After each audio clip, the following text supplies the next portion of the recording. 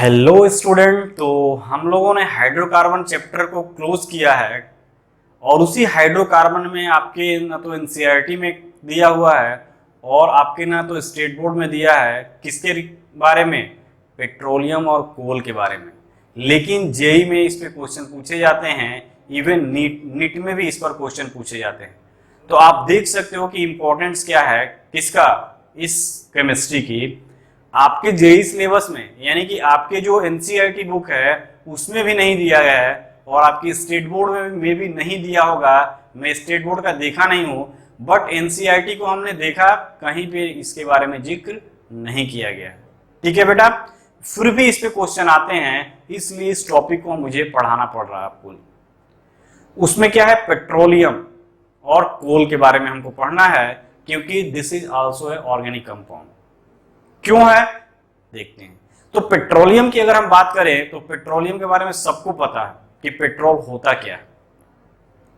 और आजकल जो क्राइसिस है, आजकल जो महंगाई है पेट्रोल के लेकर, आप आए दिन टीवी पे देखते हो प्रदर्शन करते हुए डिफरेंट पार्टी का, जो अपोजिशन की पार्टी है वो क्या करती है, प्रोटेस्ट करती है किसके लिए, कि इसका प्राइस हाइक क्यों है।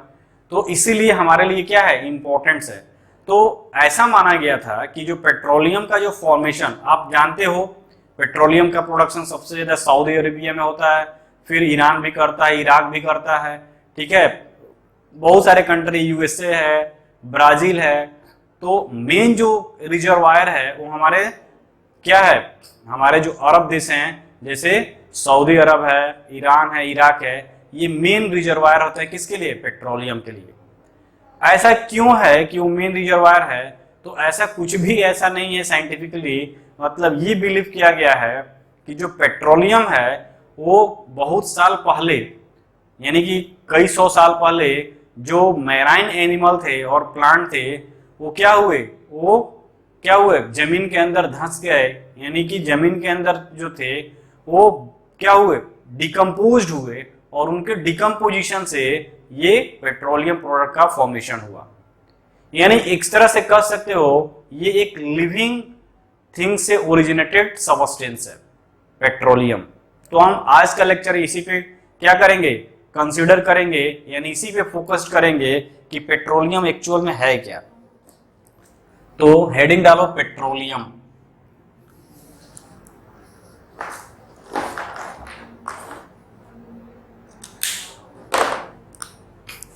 क्या हेडिंग डालोगे,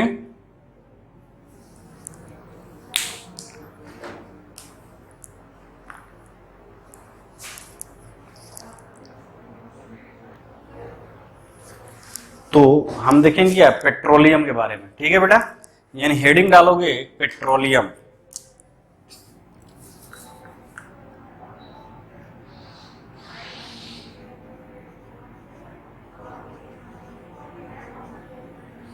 ठीक है, पेट्रोलियम।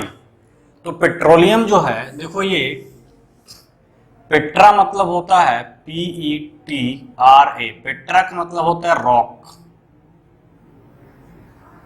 और पेट्रा मतलब रॉक हो गया। ओलियम का मतलब होता है ऑयल। ठीक है, यानी कि एक तरह से हम कह सकते हैं कि ऑयल का जो ओरिजिन हुआ है वो रॉक के थ्रू ही हुआ है, इसलिए इसको बोलते हैं पेट्रोलियम। ठीक है बेटा, अगर हम बात करें, ठीक है, यानी कि रॉक के थ्रू इसका फॉर्मेशन हुआ है, तो रॉक के थ्रू कैसे फॉर्मेशन हो सकता है, यानी कि हमारे जमीन के अंदर जो दबे हुए हैं मैराइन एनिमल या प्लांट्स के जो डिकम्पोज पार्ट है, वही हमारा क्या है, पेट्रोलियम है।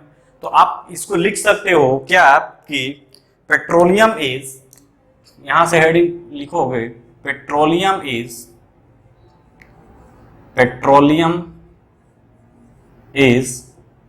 Dark, petroleum is dark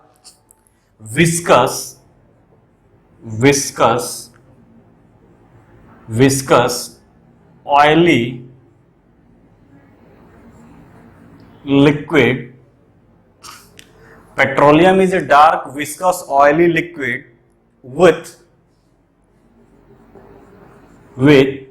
offensive with offensive with offensive order and found at various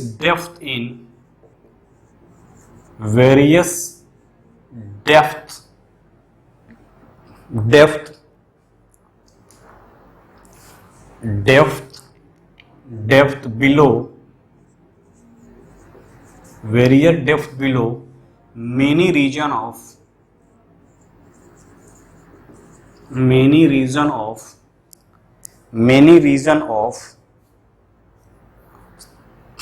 found various depth below many region of surface एक मिनट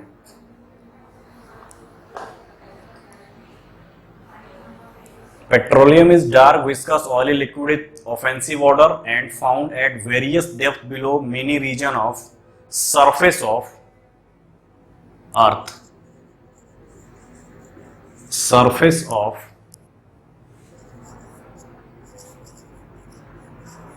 earth. ठीक है, surface of earth. It is also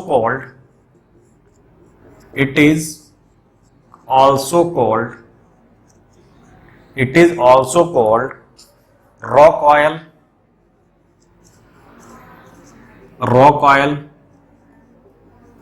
mineral oil, rock oil भी बोलते हैं, mineral oil भी बोलते हैं, और crude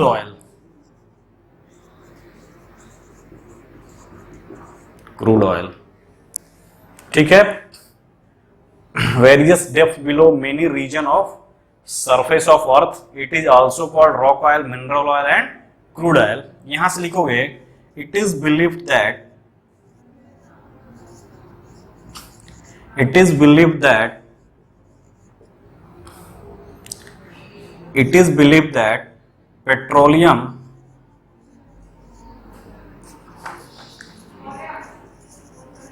petroleum is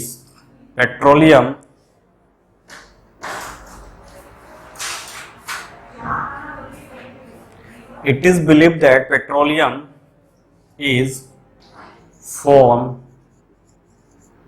by the decomposition of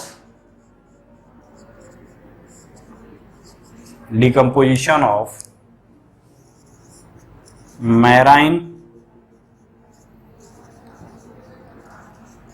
animal and plant। Marine animal और प्लांट के डिकम्पोजिशन से ये फॉर्म हुए हैं। Decomposition of marine animal and plant under high pressure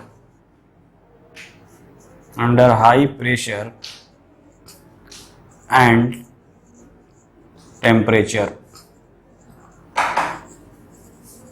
high pressure और टेम्परेचर पे इनका डिकम्पोजिशन हुआ, इसलिए बने हुए। ठीक है, तो ये है पेट्रोलियम का डिफिनीशन कि ये जो है डार्क ऑयली विस्कस लिक्विड होता है जो कि many depth below many region of surface of earth के सरफेस के जो बिलो पार्ट होता है वहां पे ये पाए जाते हैं। इसको हम मिनरल रॉक भी बोलते हैं या रॉक ऑयल भी बोलते हैं या क्रूड ऑयल बोलते हैं। ये बिलीव किया गया है कि इसका जो फॉर्मेशन हुआ है वो मैराइन एनिमल के डिकम्पोजिशन से, from the decomposition of marine animal under and plant under high pressure and temperature के कंडीशन में हुआ है। ठीक है, इट इज लिख सकते हो, it is generally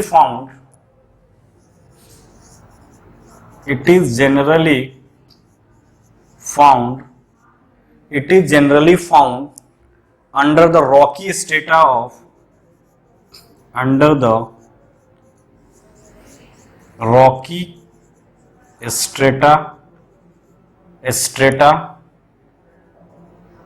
strata of earth.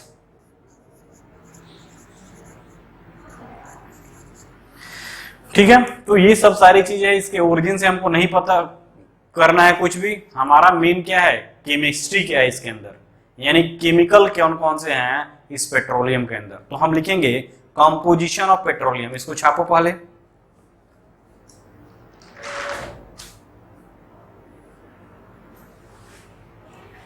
Composition लिखो पहले,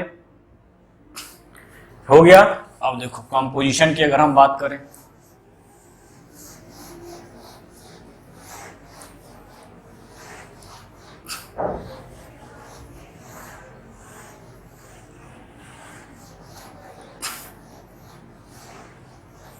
ठीक है बेटा, यानी हेडिंग डालोगे क्या, composition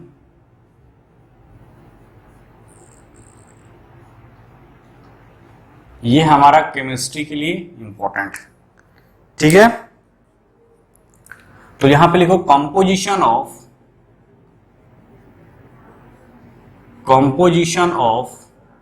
petroleum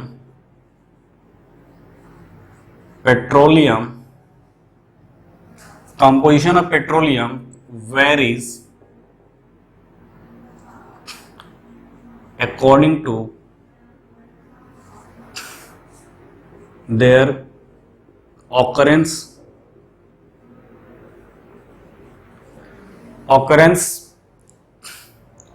however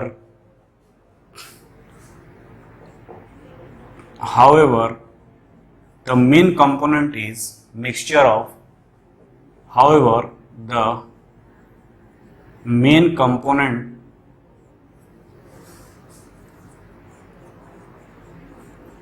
component is mixture of hydrocarbon,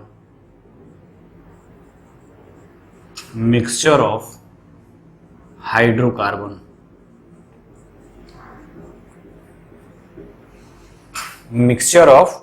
hydrocarbon. तो सबसे पहले अगर हम बात करें एल्केन की, तो फर्स्ट हम बात करें एल्केन। ठीक है, एल्केन की अगर बात करोगे तो एल्केन जो होता है वो approximate 30 to 70%।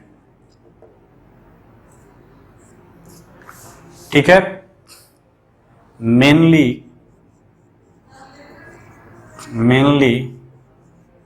Straight chain alkene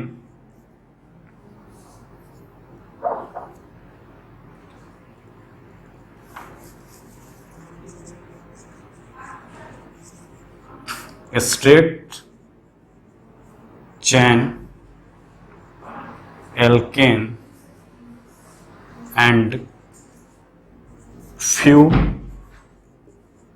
branch chain alkane, few branched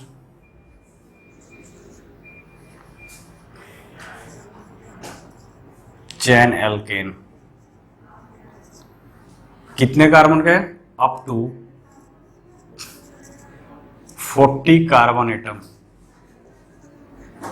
यानी 40 कार्बन एटम के स्ट्रेट चैन एल्केन होंगे मेनली, और फ्यू ब्रांच चैन होंगे कितने, up to 40 carbon atom. Second हम बात करेंगे साइक्लो एल्केन की।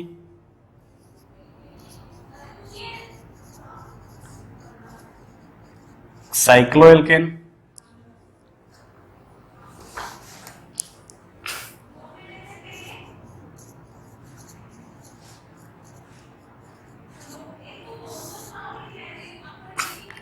16 to 64%, 60 to 64% होता है साइक्लोएल्केन।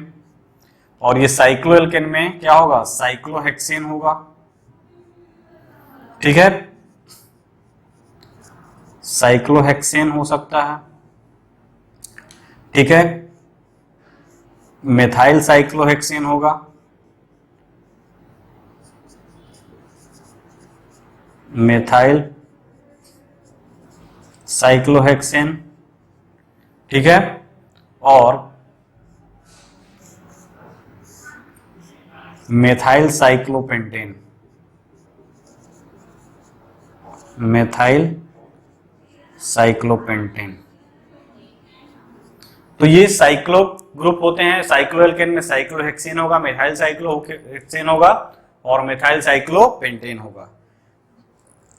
तो इस साइक्लोएल्केन का अगर अमाउंट ज्यादा होगा जिस कंपाउंड में, जिस पेट्रोलियम में, तो जो रशियन ओशियन कंट्री से जो पेट्रोलियम का प्रोडक्शन होता है वहां पे ये वाला कंटेंट ज्यादा होता है, तो इसको बोलते हैं एस्फाल्टिक ऑयल। क्या बोलते हैं? Asphaltic oil. ASPHALTIK, asphaltic oil.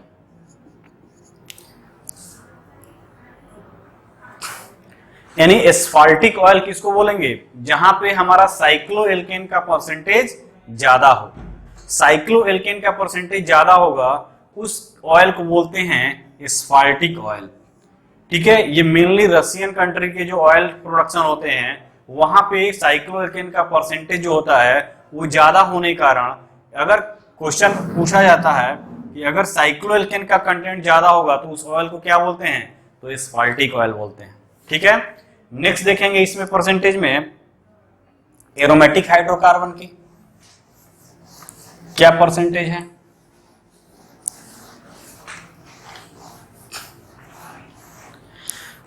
Aromatic hydrocarbon third की बात करें, एरोमेटिक हाइड्रोकार्बन, एरोमेटिक हाइड्रोकार्बन जो होता है 8 से 15%, 8 से 15% होता है। ठीक है, इसमें होगा आपका बेंजीन। ये सब क्रूड ऑयल की बात कर रहे हैं, जो पेट्रोलियम प्रोडक्ट निकाले जाते हैं कहां से? जमीन के अंदर से। बेंजीन होगा, टोलुइन होगा। ठीक है, इसको बोलते हैं क्या? टोलुइन। फिर नेप्थलीन होगा,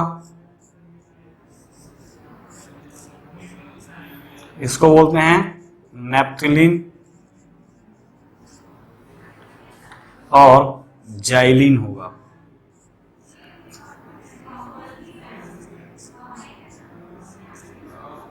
इसका कॉमन नेम क्या है? जाइलिन। तो ये मेनली होते हैं कौन से? एरोमेटिक हाइड्रोकार्बन में। अब हम देखेंगे sulphur, nitrogen and oxygen compound भी होते हैं। तो फोर्थ की बात करें, sulphur, nitrogen and oxygen compound.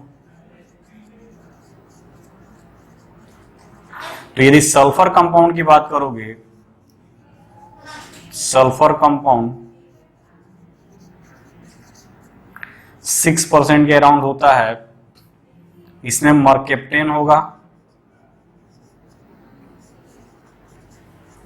यानी RSH सल्फाइड, RSR ईथर वाला होगा।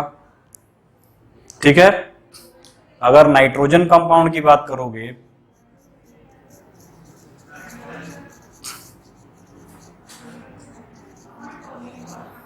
तो इसमें एल्काइल pyridine होगा, यानी कि ये R ग्रुप लगा होगा, कोई भी R ग्रुप, एल्काइल pyridine। इसको क्या बोलोगे? Alkyl pyridine। ठीक है, पाइरोल होगा,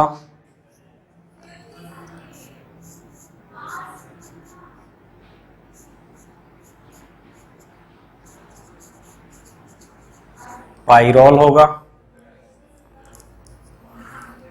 और थर्ड जो होगा इसमें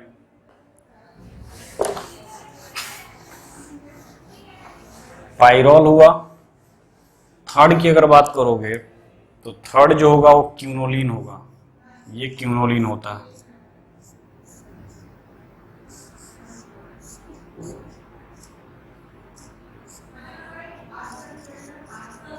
क्यूनोलिन।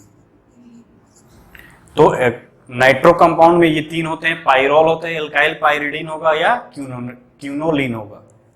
ठीक है, उसी तरह अगर हम बात करें ऑक्सीजन कंपाउंड की, ऑक्सीजन कंपाउंड,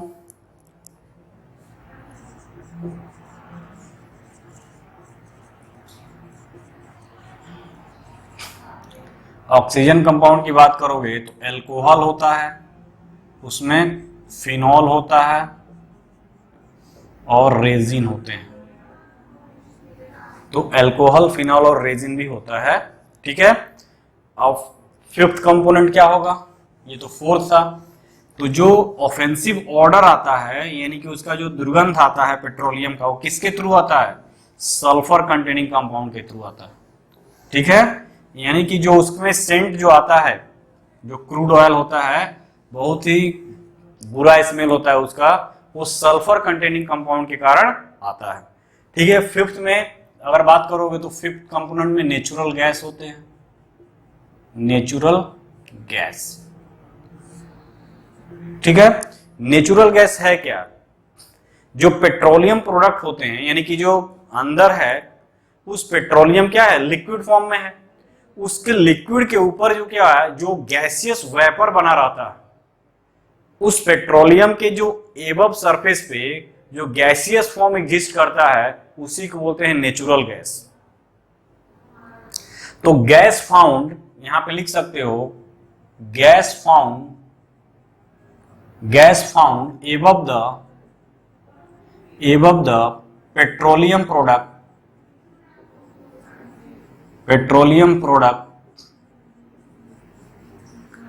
तो वह गैस जो पेट्रोलियम प्रोडक्ट के, the gas found above the petroleum deposit,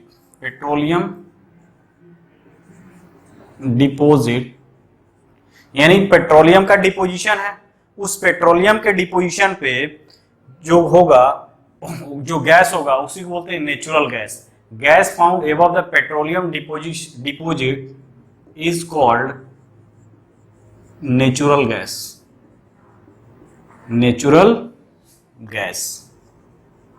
ठीक है। तो नेचुरल गैस कुछ भी नहीं होता है। नेचुरल गैस होता क्या है कि जो पेट्रोलियम का लिक्विड डिपोजिशन है, उसके एवब का जो एटमॉस्फेरिक गैस होते हैं, उसी को बोलते हैं हम नेचुरल गैस। और नेचुरल गैस का कंपोजिशन क्या होता है, तो नेचुरल गैस की अगर बात करोगे तो मीथेन जो होगा CH4 80 से 85%, ईथेन की अगर बात करो C2H5 13%, ईथेन हो गया। प्रोपेन की बात करो तो प्रोपेन की बात करोगे तो प्रोपेन 3%, और ब्यूटेन की बात करोगे तो 1%, ठीक है। और वेपर ऑफ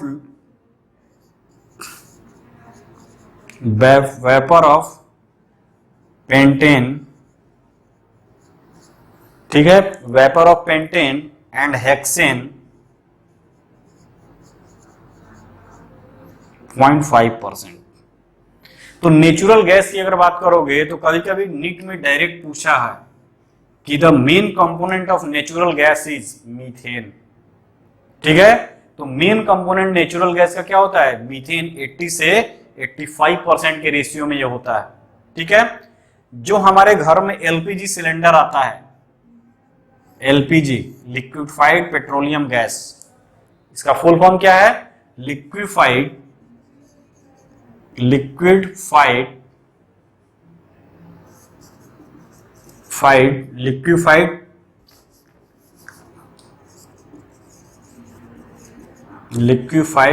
पेट्रोलियम गैस। तो लिक्विफाइड पेट्रोलियम गैस जो होता है वो क्या होता है, अंदर लिक्विड है, हाई प्रेशर पे लिक्विफाइड पेट्रोलियम गैस है। अब ये इसमें क्या होता है, तो इसमें होता है propane and butane main constituent. तो प्रोपेन और ब्यूटेन और सम अमाउंट ऑफ पेंटेन। तो अगर तुम्हारे ऑप्शन में आ रहा है प्रोपेन ब्यूटेन पेंटेन नहीं दिया है तो यही ऑप्शन होगा, और यदि दिया है प्रोपेन ब्यूटेन पेंटेन तो ये ऑप्शन होगा, ठीक है। यानी ये मेन कॉन्स्टिट्यूएंट प्रोपेन और ब्यूटेन होते हैं और पेंटेन स्मॉल अमाउंट में होता है। तो LPG सिलेंडर में प्रोपेन और ब्यूटेन गैस भरा रहता है। लिक्विड का फॉर्म में होता है। अब हम बात करेंगे किसका, पेट्रोलियम का हमने ओरिजिन देखा, कंपोजिशन देखा कि क्या क्या कंपोजिशन है, उसका स्मेल किसके थ्रू आता है, तो सल्फर कंपाउंड के थ्रू आता है। ठीक है, उस पेट्रोलियम के जो एबव डिपोजिशन होता है, एबव पे जो वेपर फॉर्म में होता है उसको बोलते हैं नेचुरल गैस। उस नेचुरल गैस में 80 to 85% मीथेन का कंपोनेंट होता है, बाकी प्रोपेन ब्यूटेन का कंपोजिशन होता है। अब देखेंगे हम रिफाइनिंग ऑफ पेट्रोलियम।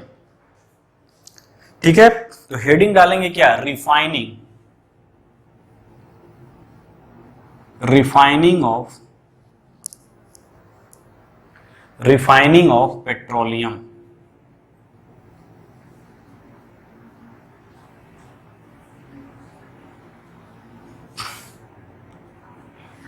ठीक, रिफाइनिंग ऑफ पेट्रोलियम का मतलब क्या हुआ, जो हम पेट्रोल डायरेक्ट ऑब्टेन करते हैं, पेट्रोल के जो कुआं है उसमें क्या होता है, बहुत सारे अनडिजायरेबल सब्सटेंस होते हैं, उसमें सैंड पार्टिकल भी होगा जो हमारे यूज का नहीं है, उसमें बहुत सारे ऐसे सब्सटेंस हैं जो हमारे यूज के लिए नहीं है, हम उसको डायरेक्टली यूज नहीं करते हैं, तो इसीलिए इसकी रिफाइनिंग की आवश्यकता होती है। ठीक है, तो जो पेट्रोलियम डायरेक्टली ऑब्टेन किए जाते हैं, ठीक है, उसको बोलते हैं क्रूड ऑयल। ठीक है, तो आप देखते होंगे न्यूज में कि क्रूड ऑयल का प्राइस इतना कम है फिर भी पेट्रोल महंगा क्यों आ रहा है, तो वही है, यानी कि जो ऑयल से डायरेक्टली ऑब्टेन किया जाता है उसको बोलते हैं क्रूड ऑयल। उस क्रूड ऑयल में बहुत सारे अनडिजायरेबल पार्टिकल्स होते हैं, जैसे सैंड हो गया, ठीक है, या जो अदर सब्सटेंस है जो इसका मतलब ही नहीं हमारे लिए, तो हम डायरेक्टली उसको यूटिलाइज नहीं कर सकते हैं अपने गाड़ी में। क्यों, क्योंकि हम डायरेक्टली यूटिलाइज करेंगे तो क्या होगा, गाड़ी का इंजन चल ही नहीं पाएगा। क्यों नहीं चल पाएगा, क्योंकि जो अनडिजायरेबल सब्सटेंस है उसमें बहुत सारे प्रोडक्ट होते हैं, तो उसी पेट्रोलियम की क्या करते हैं, रिफाइनिंग करते हैं, और उस रिफाइनिंग के थ्रू हम अलग अलग प्रोडक्ट को डिफरेंशिएट करते हैं। मतलब कि जो हमने वेल से पेट्रोल को निकाला है, उस पेट्रोल में क्या है, हर चीज है, यानी कि उस क्रूड ऑयल में आपको केरोसिन ऑयल भी है, डीजल भी है, पेट्रोल भी है, वैक्सीन भी है, वैसलीन भी है, पिच भी है, कार्बन ब्लैक भी है, तो बहुत सारे कंपोनेंट है। उस बहुत सारे कंपोनेंट को हमको क्या करना होगा, सेपरेट करना होता है, तो उसी को बोलते हैं क्या, रिफाइनिंग ऑफ पेट्रोलियम। तो आप लिख सकते हो the petroleum obtained by mining, the petroleum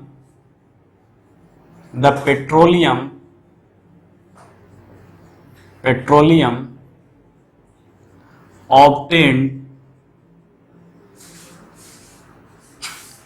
by mining contain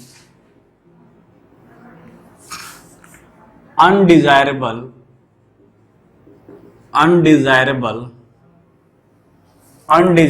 substance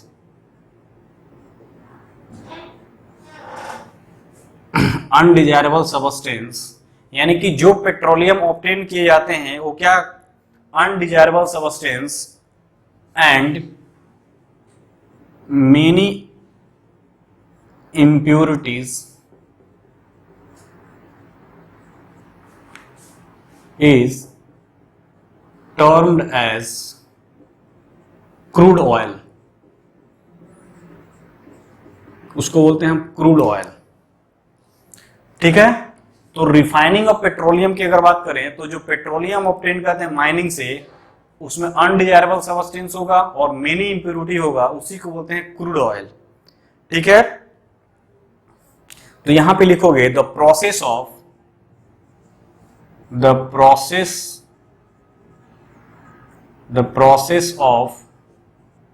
separating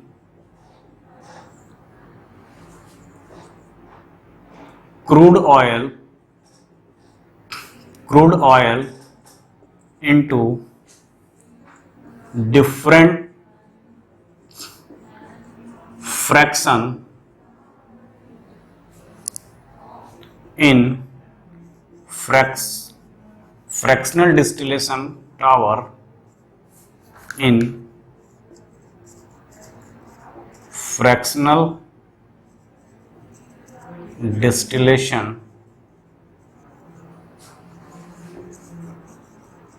method to remove the undesirable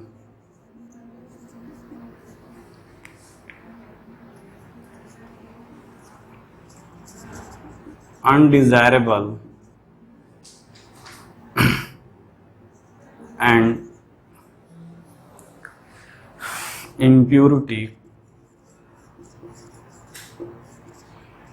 undesirable substance, the process of separating crude oil into different boiling fraction, different boiling fraction in fractional distillation method. The process of separating crude oil into different boiling fraction in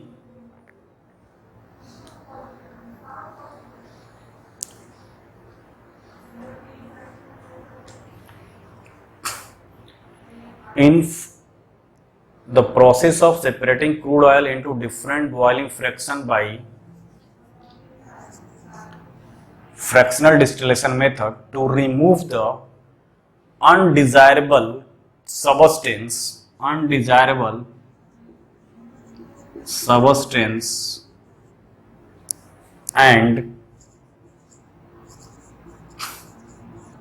impurities is termed as refining of petroleum. ठीक है, यानी कि वह process जिसमें crude oil को different boiling fraction में क्या करते हैं, सेपरेट करते हैं by fractional distillation method to remove the undesirable substance and impurity is term as refining of petroleum. उसी को हम बोलते हैं क्या, पेट्रोलियम का रिफाइनिंग। ओके बेटा, यानी कि पेट्रोलियम की रिफाइनिंग की अगर हम बात करें तो यही हम यूज करते हैं क्या, कि अनडिजायरेबल सब्सटेंस को हम कैसे रिमूव करेंगे। ठीक है, अब हम इसमें देखते हैं कुछ कैसे हम करते हैं इसको। ठीक है बेटा, यानी कि प्रोसेस क्या है, तो हम कैसे करेंगे इसको देखेंगे।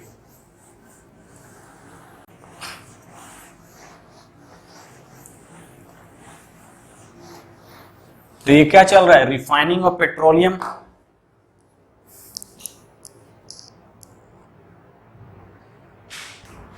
देखो यहाँ पे नेक्स्ट देखेंगे कि कैसे हम रिफाइनरी करते हैं। तो ये क्या है, फ्रैक्शनेटिंग कॉलम है, यानी कि फ्रैक्शनल डिस्टिलेशन करते हैं।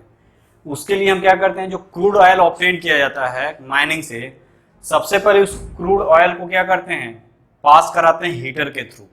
ठीक है, ये हीटर के थ्रू पास कराते हैं तो क्या होगा, ये हीट होगा अप्रोक्सीमेट 400 डिग्री सेंटीग्रेड पे, यानी ये हीट होगा तो इसका ये वेपराइज फॉर्म में आएगा। अब इस वेपर को क्या करते हैं, इस फ्रैक्शनेटिंग कॉलम के थ्रू पास कराते हैं। तो जो तुम वेपर पास करेगा तो जो लो बॉइलिंग वाला वेपर होगा वो क्या होगा, कंडेंस होगा। तो देख रहे हो यहाँ पे डिफरेंट कॉलम का फ्रैक्शन दिया हुआ है, यानी 400 डिग्री सेंटीग्रेड पे हमने हीट किया तो 370 डिग्री सेंटीग्रेड पे जो हमको कंडेंस प्रोडक्ट मिला उसको बोलते हैं फ्यूल ऑयल। उसी तरह 300 डिग्री सेंटीग्रेड पे जो कंडेंस हुआ डीजल ऑयल। उसी तरह अगर देखा 200 पे जो कंडेंस हुआ वो उसको बोलते हैं केरोसिन ऑयल। 150 पे पेट्रोल या गैसोलीन मिलता है। तो ये डिफरेंट बॉइलिंग रेंज का हमको क्या मिला, प्रोडक्ट मिला। तो डिफरेंट बॉइलिंग रेंज का जो प्रोडक्ट हुआ वही हमारा क्या है, डिफरेंट प्रोडक्ट। यानी कि इस क्रूड ऑयल का फ्रैक्शनल डिस्टिलेशन करके हम डिफरेंट प्रोडक्ट को ऑब्टेन करते हैं। इसी को बोलते हैं प्यूरिफिकेशन या रिफाइनिंग।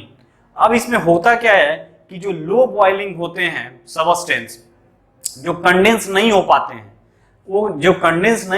हैं, वो कॉलम के टॉप मोस्ट से इजेक्ट हो जाते हैं, बाहर निकल जाते हैं, जिसमें मेनली ब्यूटेन प्रोपेन गैस होता है। ठीक है, या मीथेन ओथेन गैस होगा। जो रेजिडुअल बच जाता है, जो बच जाता है, जैसे जिसको लुब्रिकेटिंग ऑयल बोलते हैं, वो क्या होगा, कॉलम के जो लोअर एंड है उससे बाहर निकाल लेते हैं। तो इस तरह से हम क्रूड ऑयल को क्या करते हैं, क्रूड ऑयल से पेट्रोल प्रोडक्ट बनाते हैं, केरोसिन बनाते हैं, डीजल बनाते हैं और फ्यूल ऑयल का फॉर्मेशन करते हैं। अब तुम कहोगे फ्यूल ऑयल में क्या डिफरेंस है, डीजल में क्या, तो ये सारी चीजों को हम वन बाय वन डिस्कस करेंगे।